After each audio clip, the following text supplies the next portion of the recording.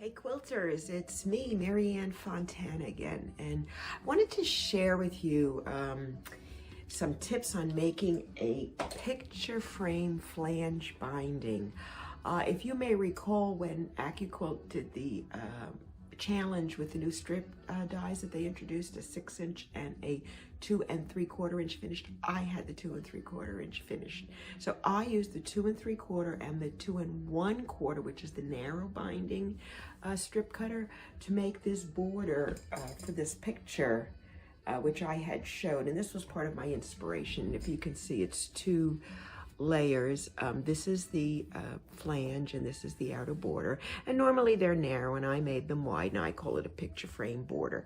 Well, I'm going to make another one today using another inspiration project that I had shown during the schoolhouse event for AccuQuilt. And if you recall, it was my self-portrait. And that was me when I was young. I had really long hair. Anyway, I am going to put a picture frame border on this, only I'm going to try something a little different, and I wanted to share the process with you.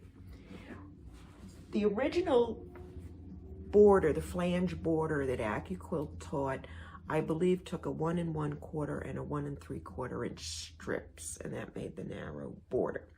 The one I just showed you, I used the 2 1/4 and the 2 3/4 to make the picture frame border in the blue that I showed you.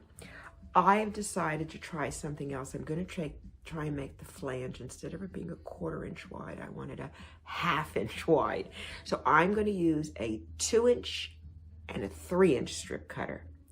Now, the accent flange inside border always has to be the longer piece. So I cut my inside accent border at 3 inches, and I cut this wood looking border because I want it to look like a picture frame at 2 inches, and we're going to put the picture frame border on my. I will sew all these strips together and then these separately, and I am going to of course do the angled borders, you know, the angled seams when I sew them together, so it reduce bulk.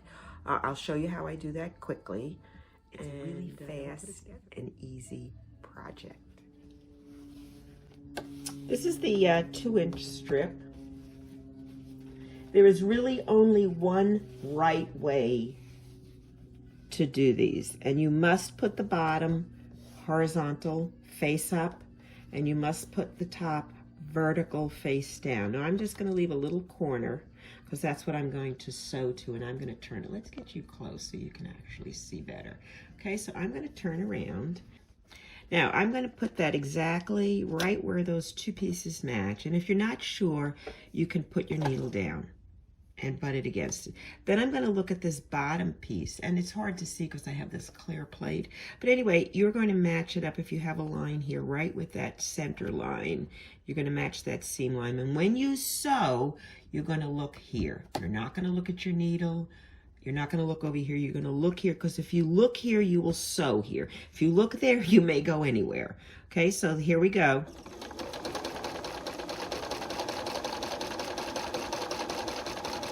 Nailed it. Can you see how good that is? Well, how good I am. I'm not that good. I've practiced for a really long time. All right, so then I'm going to just flip up that other end of that same strip. This is the same strip as this. They're all connected. I just threw it to the side. Okay, and I'm going to pick it up, and I'm going to get my next piece. And this is the same way you would sew binding together or anything else. And I'm looking at this. This looks okay, because this actually has a little bit of a border on it. But what I'm going to do, I'm going to just make sure that when I sew it to the inside. So let me just move over a little here. I'm going to do the same thing. I'm going to angle it. Let me get past that. Just want to get out of that fabric, and I'm going to set that down again right there. And if you're not sure, you can play with it. But in this case, I left my needle down, and I'm just pushing it, just kind of put it right against it, see? And this is lined up here, and I'm going to look at this piece, and I'm going to sew.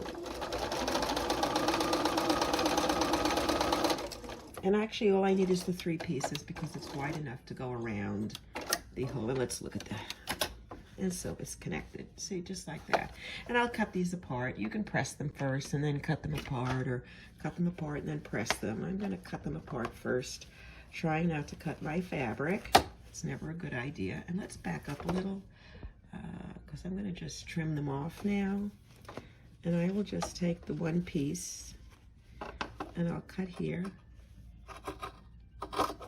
And then I'm going to cut about a 1/4 of an inch, just eyeballing it. And then cut off the other piece, just like that. And you go there. And then here's your seam. There you go. Okay? It's a little tiny off over here, but you know what? I can live with it. It's within a 1/4 of an inch. I'm okay. Let's look at the other one. Cut that off.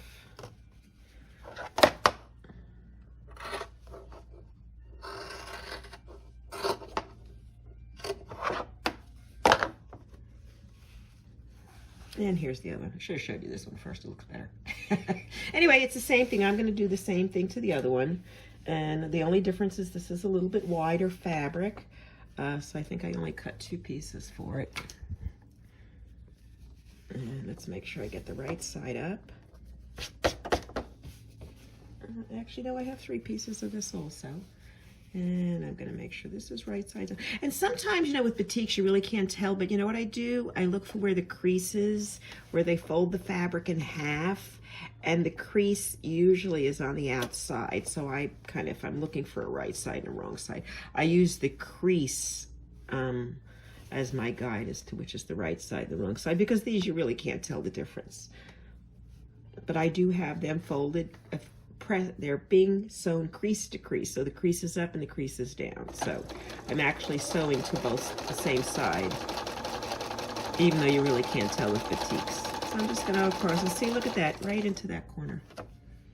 Okay, so now I'm going to lift it up. See, and this is where it's important when you can't tell it apart. Now, why does it matter which end I sew to? Because they'll be backwards. This seam will be on one side on one strip and on the other side on another strip if you don't do it this way. So this little fold, which is where the width of fabric is telling me this is the front side. So I'll come along here, make sure this is front side up. Okay, and lay it, just leave it there. Don't do anything. Then take the second piece and then make sure that same crease is facing in, because that is this fabric's front side. And again, I'm going to leave a little bit of crisscross so that I can match it up. Put it against the needle. Match it down the bottom. Look at where my center line is. And if you don't have a center line, make one. Get some masking tape and a ruler and make yourself a center line, because you can always use one, no matter what you're sewing. Especially if you have big blocks and stuff you're trying to put together. How are you supposed to know if you're going straight the whole way? You know, sometimes it's just, the more help, the better. All right, so I've sewn those 2 together.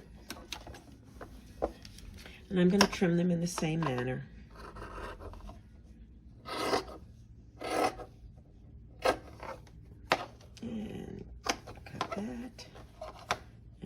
This one. Some people, I used to press it while it was together, you know, to set all the seams, but I got lazy and I decided it was faster this way. So anyway, so there we go. So this is done. And where's the other one? Let's find it. Here it is, right here. Okay, so I'm going to go to the ironing board and I'm going to press these seams open, and then I'll show you how we put them together and put them on my quilt, and we'll be done.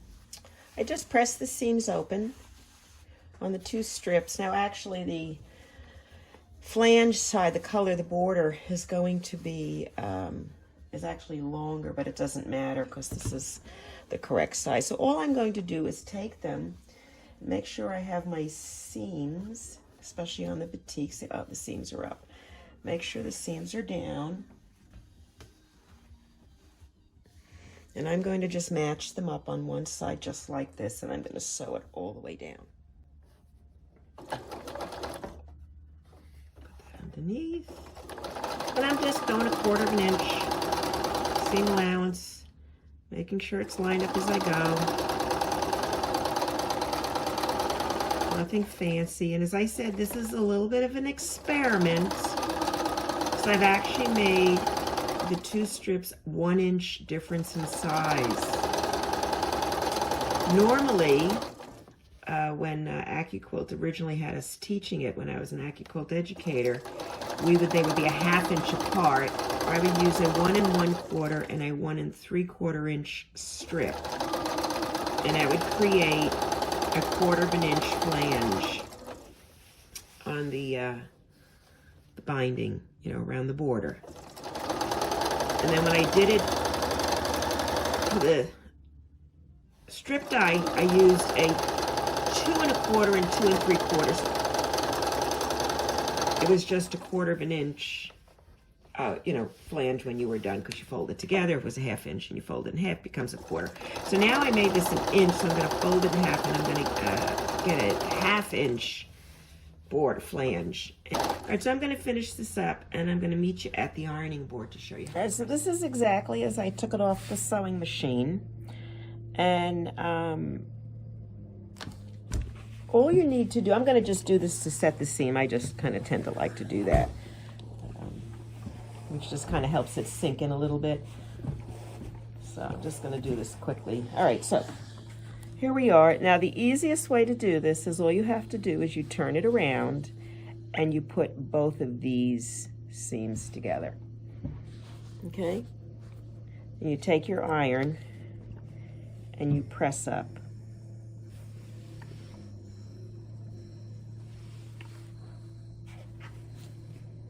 And there is our flange border. Isn't that cool? See, now this is wider than normal. Usually it's a 1/4 inch, so it looks a little different, which I knew it would. But this is my experiment. And you know, if you don't try new things, you don't learn new things, you don't discover things. And the worst you can do is ruin a piece of fabric, although to me that's kind of sacrilegious. I always try to be careful. I use, like, a lot of times actually, if I'm cutting out shapes and trying to figure out if things will work, I'll cut it out of paper first. But anyway, this you can't. But this was a no-brainer, I thought. You know, so what, it's 1 inch. And I haven't decided what I'm going to do, but I think I may do like a curly decorative stitch to carry out the crazy hair theme. Okay, so that's all it is. That's all you have to do.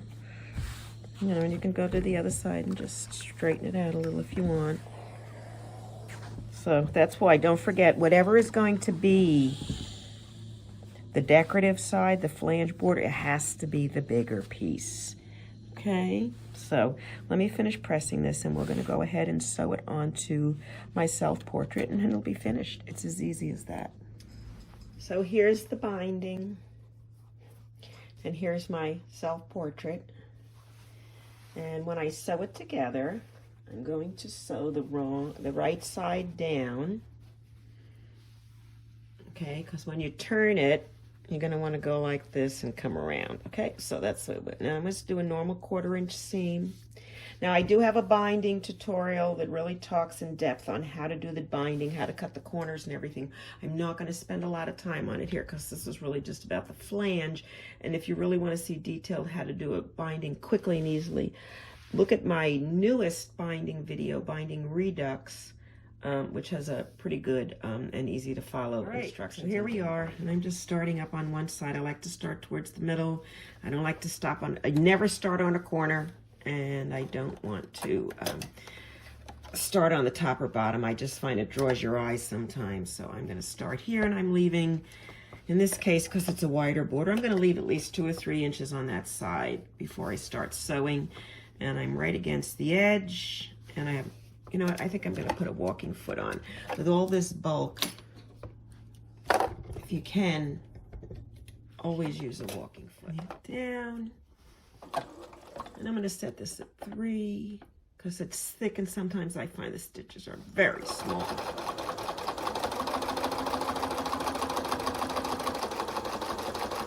And just sew it around, and just the way I do all the corners, we're going to do it the same way. I'll show you one. But again, it's really just to kind of show you the effect on the other side. So I'm not going to spend a lot of time here, but keep in mind, whenever I sew on the back, I never sew to the end. I stop a 1/4 inch from the end, and I backtrack, and I cut it off. Pick it up. Now you turn to the next side. Now, You've seen this is in my binding video, but I'm going up one, and I'm coming down one to form a corner. Okay, let's do it again. Up one, down one. I think I don't like the way this corner's sitting. I think I sewed too close to the edge. So I'm gonna just go right in with my seam ripper, and I'm gonna pull one stitch out. Not a bunch, just one. If I can get it, it's right there. Okay, that's one. Now I'm gonna pull it up. We'll try it again. Oh, that fits better. Oh, much better. Okay. Yeah, because I'm trying to get the end to line up with this end, just so it lays flat again. And again, I'm gonna come in. I'm not gonna start at the end. I'm gonna start about a 1/2 inch down. I'm gonna stitch 1 or 2, and I'm gonna stitch back up to a 1/4 of an inch. I'm not gonna go to the end. And I'm going to keep going. And again, detailed directions on these turning corner techniques are in my binding video. Let me make sure this is straight. And I'm just coming around, and I'm sewing the back just like you would any other. Okay, so I'm going to finish the back, and when it gets time to close the back up, I'm going to show you how to turning the corner on the last side.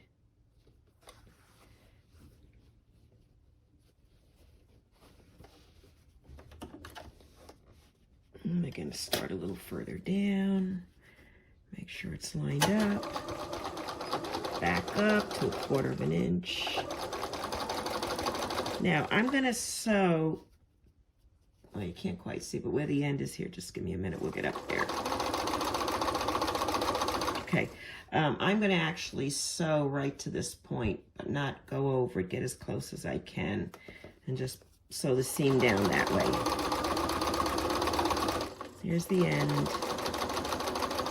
I'll stop there, and I'll cut my thread. Picking up. Oh, my thread. This thread always gets knotted for some reason. I don't know why. And it breaks off on me. I think it's operator error. Okay, so I'm going to fold this way at a 45-degree angle. I'm just making sure I got it straight. And then I'm going to fold the quilt back and put this sideways. And again, if I'm going fast, I have a very detailed explanation of this with my binding. Pull this out and then fold this up. And now I have right angles. I can sew this closed. Now I'm going to get as close to the edge of the binding as I can, making sure it's straight without catching the quilt. That's the key. Do not sew the quilt. And it's actually going to be a little corner where the front and the back pieces of binding meet. I'm going to sew about 4 or 5 stitches, then I'm going to back up, and then I'm going to continue across. Again, watching this corner, so I sew to the corner and not someplace else, and then I back up again. And I cut it off.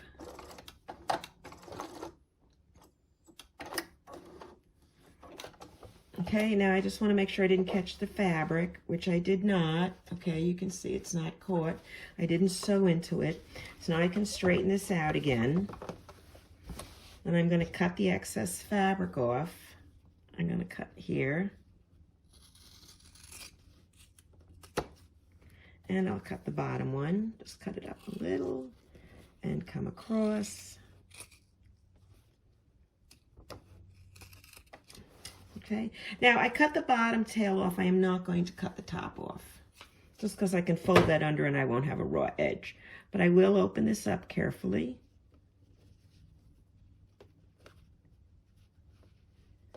And then I want to just sew it open. And I'm going to start a little further back. So actually my seam is a little wonky at the end there anyway, so I'll fix that too as I go. And get that 1/4 inch seam in there.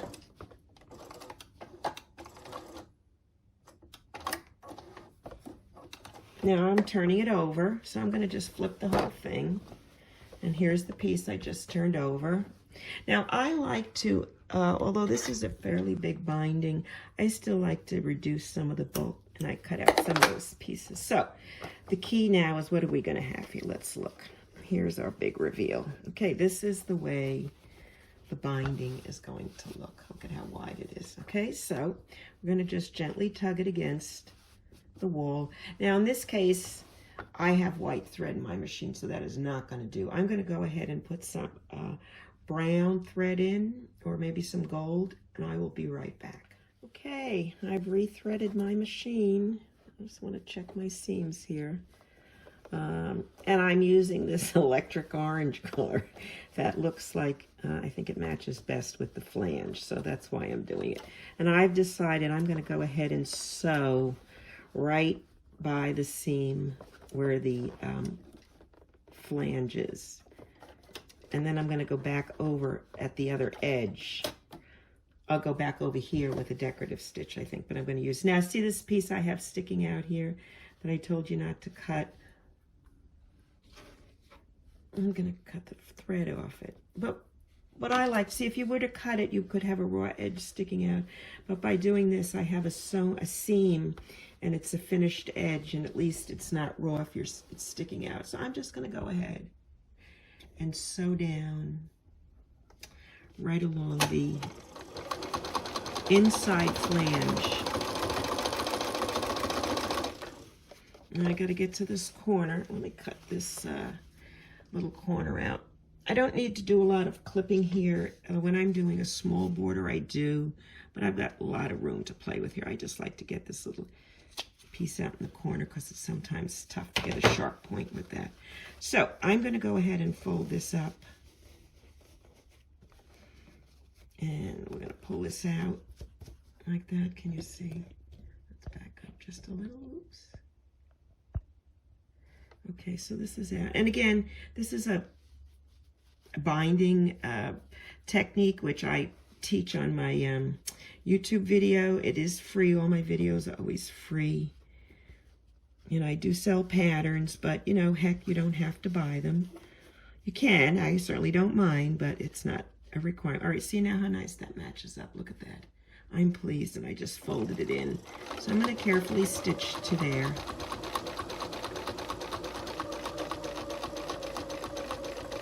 And it's okay to go slow, even though I love to go fast sometimes. Slow is sometimes, you know, slow and steady wins the race, they say. And so pick up my foot. I'm going to turn. And look, it's also just practically laid out for you, just like that. Pretty? I think I like this 1/2 inch. Now, the other thing I could have done is used a 3-inch and a 4-inch. Of course, the binding there'd be a lot more here. Oh, and this is my little tag. Everything I make, I always sew a little Fontana Originals into it. It's my trademark. Even my older quilts, I've started sewing them in as I ship them out because I've been selling them. Just something you can do too. I actually printed first I did it with a fat quarter. I printed a fat 1/4 yard of fabric on Spoon Flower, which is a place that prints fabric. And I had laid out the name and everything. And then they just did a step and repeat pattern. And I just had to cut out the strips and make little labels. And I did find a YouTube video on that. So anyway, so I'm going to fold this up. I always like to fold this piece up first. For some reason, it seems to fit better that way. So I'm folding it up. And see, this is soft. But I'm actually, see this, if I had to do that, it wouldn't match. So what I do is I go in and I make another fold and tuck it in until I get it to where it fits the corner the way I want it to. See, just like that. See, I'm actually going to do just a tad more because I really wanted to nail it because it looks pretty.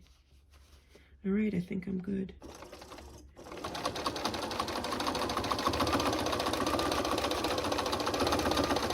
Right to the last dot of the color and back up a little. I always back up on the corners. I don't know why, just a habit. Now we're turning. And put my presser foot down.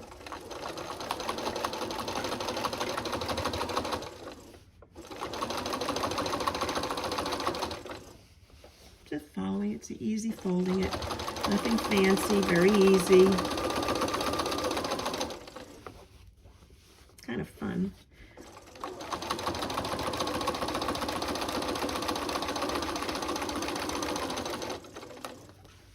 All right, getting to this other corner. You can see down here, I'm cutting off just a couple of the big threads. Most of them I just tuck in. I don't see any reason to just cut. It's not going to hurt anything. And I'm going to cut my little corner off. Oops. Of course, you know, it would help if I used a smaller scissor, but I'm here and it happened to be there. So, okay, a little bit more.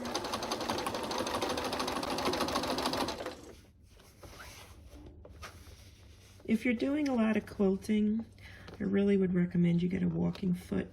I know there's machines that have walking feet built in, and I guess they're good. I've never had one.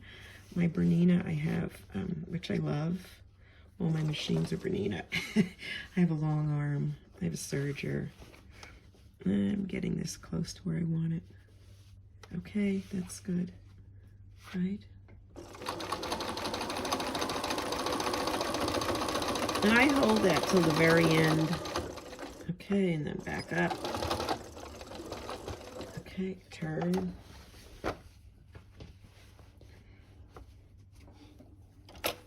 Pedal down.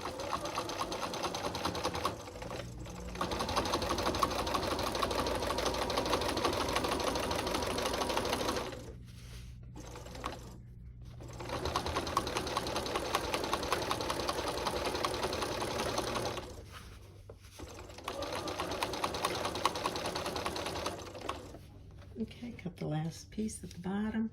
I'm coming around the back corner.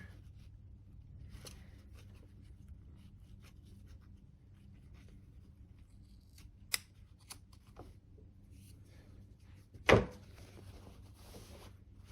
little further.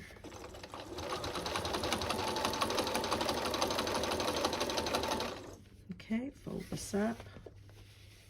I waited a little too long to do that, but I think I could still fix it. Let's see. Just be a little more challenging to fold it. Get my needle, my foot pedal. Right, that's good.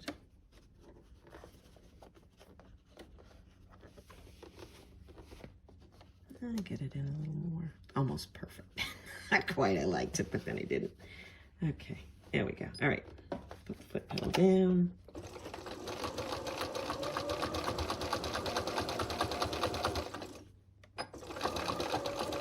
And we're going to come around the last corner.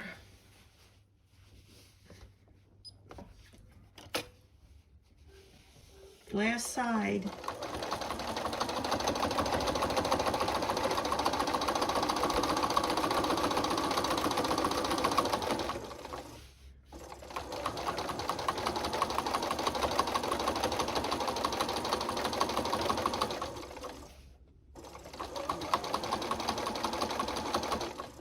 Back at the beginning. I always like to kind of go back over where that connection was made when we sewed it together.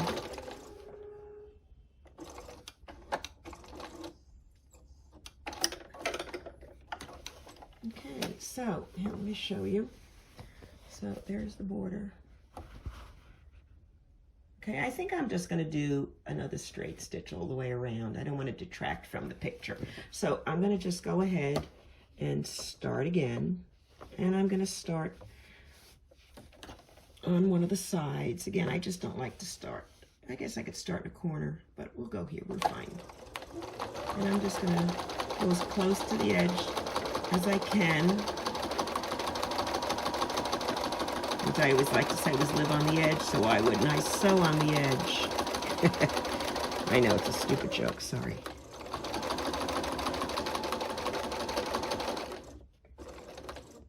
Right into that, and I'm gonna do 2 backup stitches. Pick it up, put down the foot plate.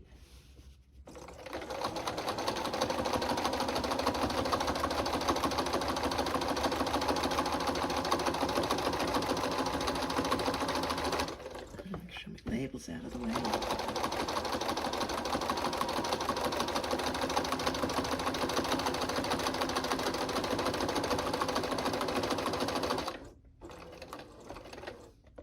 Back up 2.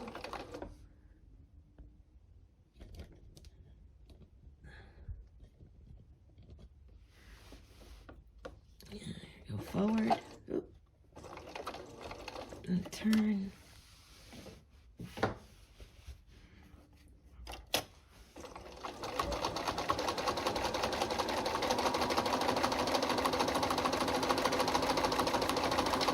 gently holding the fabric so it doesn't get caught anywhere, and it doesn't pull on the stitches so they're all even.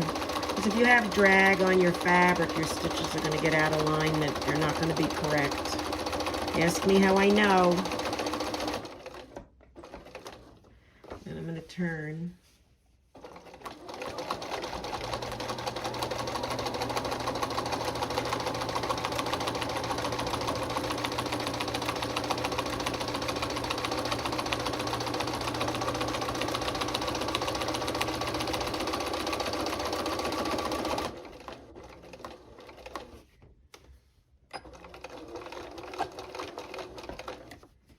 One more, coming around the home stretch. Nail down. Right down.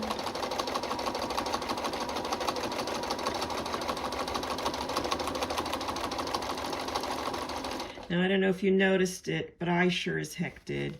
I'm going to go back, and I missed.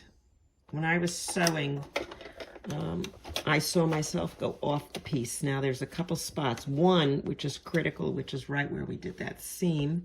I don't know if you can see, I'm just like a stitch off. I'm like one little stitch off. So I'm gonna gently go back over to catch that, and then I'll cut it off. And I saw another spot. And you know what? It's just a real easy, quick fix. The thread's in the machine. If you see it, fix it, because it's gonna wave at you for the rest of your life if not. I thought I missed another spot. Yeah, I did right here. Can you see? I want to show you, because you know, you don't think it's a big deal, but it's a big deal because you can see it right there.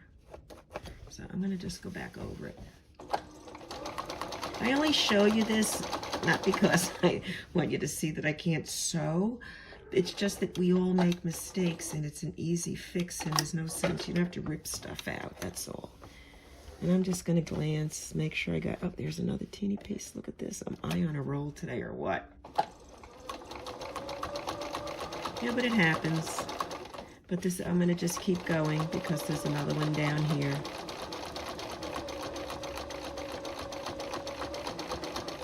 Okay, I think we caught everything. All right, so we'll look at it now and you can tell me what you think. All right, I'm going to turn it, move it over my board. Now, of course, keep in mind, I don't have any of my thread. Yes. Oh, let's get a little close. There we go. So, this is the border. Okay, so that is now with the 1/2 inch. This is the 1/4 inch. Okay, so this one I did when I'd used the 2 strips. They were 1/2 inch apart in size. So a 2 1/2 and a 3, a 1 1/2 and a 2, a 1 1/4, and 1 3/4. 2 1/4, 3, 2 1/4, 2 3/4. This are even numbers, so this would be like a 1 1/2 and a 2 1/2, a 1 and a 2. We use today a 2 and a 3, and so that gives you a 1/2 inch as opposed to a 1/4 inch. And I guess it's just personal taste, and I just thought I would share. Now that I'm framed, I can hang myself on the wall and make me laugh. I hope you enjoyed this picture frame binding tutorial, and if you did, please like me. Please say something nice. You can follow me if you would, and refer your friends. I do sell patterns and quilts on Etsy. Everything is Fontana Originals. My YouTube channel is Fontana Originals, as is my Facebook page, as is my blog, and my Etsy shop. So thank you very much, and happy quilting.